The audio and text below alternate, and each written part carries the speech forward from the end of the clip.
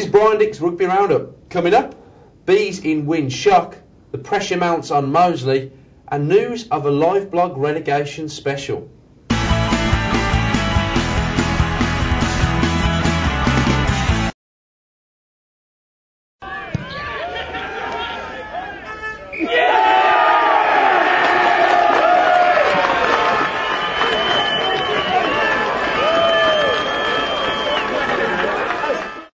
Hello and welcome to Brian Dick's Rugby Roundup. I'm Andy Walker and today I'm joined in our studio by the voice of Midlands Rugby, Brian Dick. Welcome, Brian. Thanks, Andy. Well, Brian, before we catch up with you, here are the views of Birmingham and Solihull Bees Director of Rugby Russell Earnshaw following a famous day for the troubled Solihull club. And where does this leave the relegation picture now? You really have thrown it wide open. Well, we're only 1 point ahead of Moseley, so it's they've got us to play their place, and they'll fancy that one. We've got to just keep building, day by day, week by week, and see where we end up. I think there'll be a few dismayed people that we've won today, and I can empathise with a lot of them, to be honest. But we are where we are. We've been through quite a lot as a side.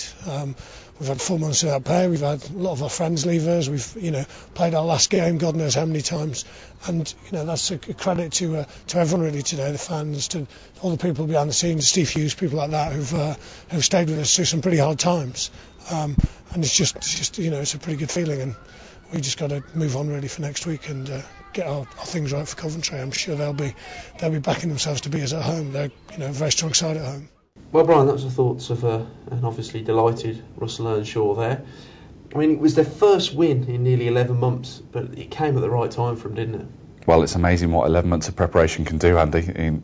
They've made no secret of the fact they've put everything into this game, and they shocked Moseley with the way they played a little bit. They didn't throw it around in the way that everyone expected them to. It wasn't the Russell Earnshaw Sevens jamboree that they came up with last season. They actually scored. They played quite a tight game, and the first try, they basically fed off a Moseley error. It was a terrible kick by Andy Borgen, which I don't think we'll see preceding it. But it's a terrible clearance right to Rob Connolly, and the Irishman comes crashing through the midfield. And then by contrast, Ben Patterson, who had an outstanding game, put in a beautifully angled kick, which jagged back against Andy Borgen again, the fullback. To give Anthony Elliott one of the easiest tries he'll ever score. The second try, it was a beautiful pass from Will Lawson that took out the Moseley defence. Simon Hunt went in at the corner, and you can see the way that Hunt is mobbed, how much it meant to them. That gave them what was ultimately the winning margin. And 11 months in the preparation, 11 seconds in the execution, and the joy that brought them was just spectacular, and well done to them, because they have been through turmoil at that club.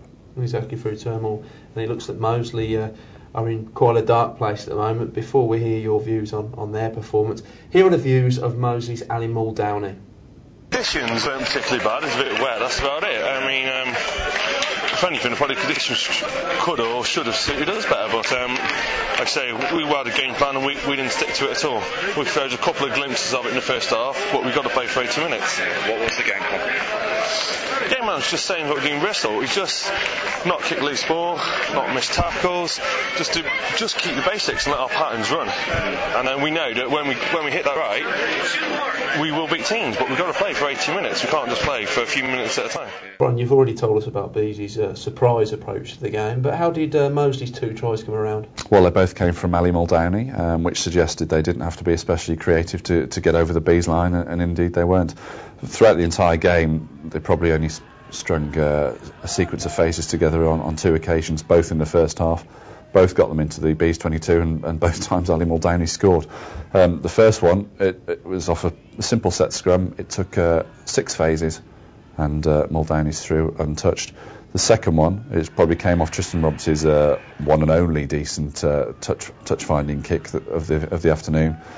Moseley reclaimed the line out. Again, the forwards just trundle it on, nothing especially clever, just well drilled, and Muldowney's over again.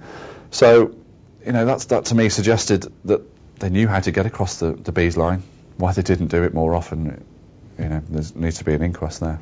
And here's just a quick note to say that you've got your chance to put your questions to Brian Dick during a special live blog relegation special on Monday at midday. So whether you're Bees, Moseley or even a Coventry fan, log on to chat to Brian, ask him questions or even give your predictions on how the relegation playoff may go.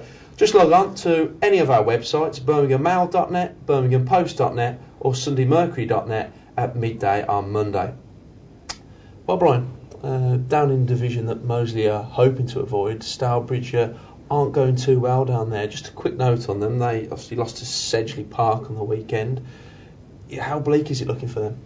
It was a bad game to lose. That's absolutely true.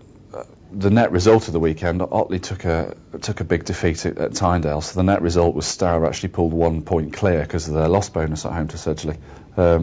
However, what they lost out was a big opportunity to put real significant blue water between themselves and the bottom three.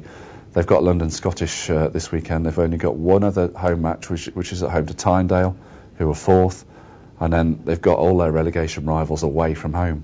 So it's still in their own hands. But it was a massive opportunity missed. Thanks, Brian. And thank you for joining us. And of course, don't forget Brian Dick's live blog at midday on Monday. And be sure to log on the same time next week where we'll take a look back at the latest round of fixtures. Thanks, and we'll see you then.